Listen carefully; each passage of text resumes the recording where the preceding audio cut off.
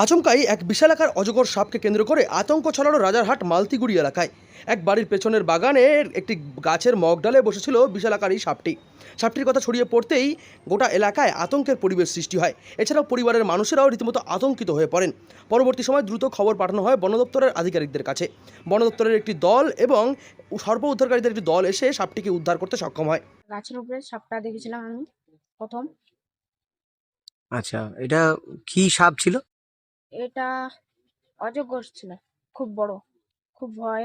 আমি দেখে খুব ভয় পেয়ে গেছিলাম। আচ্ছা, কত বড় মনে হয় সাপটা? অনেক বড় হবে। গাছের উপরে পাখিগুলো কারণ চেঁচাচ্ছিল, কিন্তু এখানে কি এখন দেখছি উপরে তাকাইয়ে, তখন দেখলাম একটা বড় সাপ। দেখলাম তো ভয় পেয়ে গেছিলাম, বাড়ির লোককে জানালাম। তারপরে কি বন দপ্তরে ফোন করা হলো, তাই তো? হ্যাঁ। এদিন আচমকাই এক বাড়ির পেছনের বাগান থেকে প্রচুর পাখির আওয়াজ আসতে শুরু করে।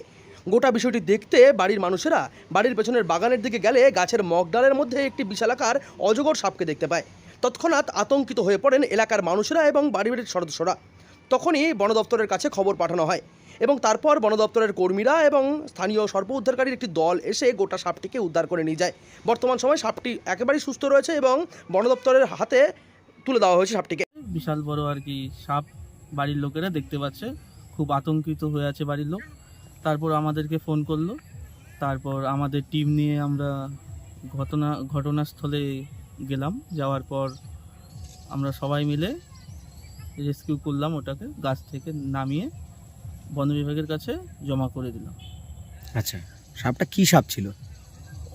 অজগর সাপ ছিল। আচ্ছা, কত বড় ছিল? আনুমানিক 7 থেকে 7.5 ফিট। যদিও কোচবিহার জেলায় একের পর এক এভাবে বিশালাকার অজগর সাপ উদ্ধার হওয়ার ঘটনায় আতঙ্ক ছড়িয়েছে বেশ অনেকটাই। তবে সর্প উদ্ধারকারীরা মানুষদের অযথা আতঙ্কিত হতে মানা করছেন।